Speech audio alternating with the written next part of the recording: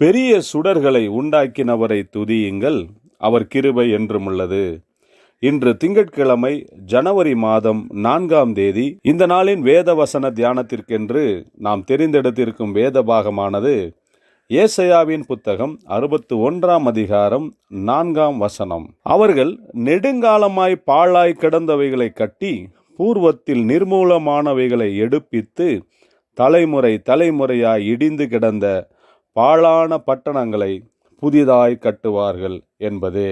தேவன் தம்முடைய ஜனங்களை பலப்படுத்துகிறார். அப்பொழுது அவர்கள் பாழாய் போன தம்முடைய பட்டணங்களை கட்டுவார்கள், மறுபடியும் ஸ்தாபித்து புதிதாய் கட்டுவார்கள்.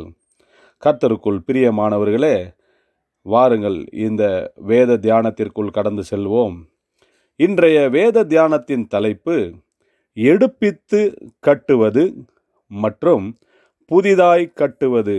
தேவனுடைய ஜனங்கள் பயங்கரமான சூழ்நிலைகளை கடந்து போய்கொண்டிருந்த போது தேவன் தம்முடைய தீர்க்கதரிசியாகிய ஏசாயா மூலமாக தம்முடைய கிருபையையும் விசேஷித்த ஆசீர்வாதத்தையும் மறுபடியும் அவர்களை திரும்ப எடுத்து கட்டுவதையும் நற்செய்தியாக சுவிசேஷமாக தம்முடைய ஜனங்களுக்கு ஏசாயா தீர்க்கதரிசியின் மூலமாக அறிவிக்கிறவராக இருக்கிறார். நாமும் கூட இந்த ஏசாயா 61ஆம் அதிகாரத்தில் தேவனுடைய இரட்சிப்பின் காரியங்களையும் தேவனுடைய ஆசீர்வாதத்தையும் தேவன் தம்முடைய கிருபையினால் தம்முடைய ஜனங்களை எப்படியாக சந்திக்க போகிறார் என்பதை குறித்தும் நாம் பார்க்கிறோம். அதிலும் குறிப்பாக இந்த 61ஆம் அதிகாரம் 4ஆம் வசனத்தில் தம்முடைய பரிசுத்த ஆவியினால் நிரம்பிய ஜனங்கள் செய்ய போகும் மகத்தான காரியங்களை குறித்து குறிப்பிடுகிறார். ஆம் பிரியமானவர்களே, தேவனுடைய பலனாகிய பரிசுத்த ஆவியானவர் நம்மீது நமக்குள்ளே இருக்கும்போது நாமும் கூட எல்லாவற்றையும் எடுத்து புதிதாக்குகிறவர்களும் புதிதாய் கட்டுகிறவர்களுமாக நாம் மாறுகிறோம். நம்முடைய சொந்த பலனால் நம்மால் ஒன்றும் செய்யக்கூடாது. தேவனுடைய பலனாகிய பரிசுத்த ஆவியானவர் நமக்குள் நம்மீது இருக்கும்போது இந்த ஏசாயா 61ஆம் அதிகாரம் 4ஆம் வசனத்தின்படி அவர்கள் எப்படி பாழானவைகளை, அதுவும் நெடுங்காலமாக அநேக நாட்களாக பாழாய் கிடந்தவைகளை எப்படி கட்டி நிர்மூலமானவைகளை எடுப்பித்து இடிந்து கிடந்தவைகளை எப்படி புதிதாய் கட்டுகிறார்களோ அப்படியே நம்மையும் தேவன் மறுபடியும் கட்டுகிறவர்களாக மாற்றுகிறார்.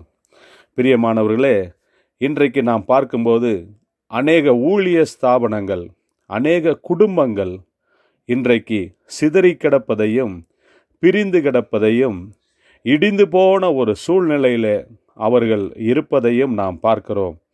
அப்படிப்பட்டவர்களுக்கு கர்த்தர் தம்முடைய வாக்குத்தத்தத்தை இந்த நாளிலே கொடுத்து நம்முடைய விசுவாசத்தை இன்னும் விருத்தியடையும்படி செய்கிறார்.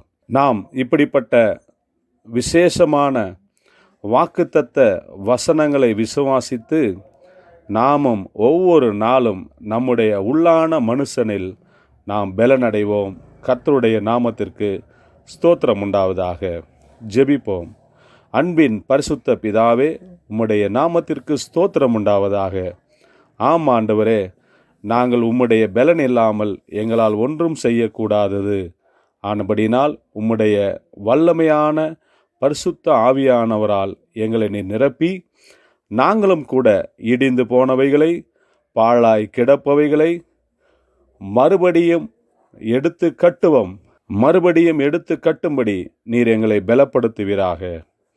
இயேசு கிறிஸ்துவின் நாமத்தில் ஜெபிக்கிறோம் நல்ல பிதாவே.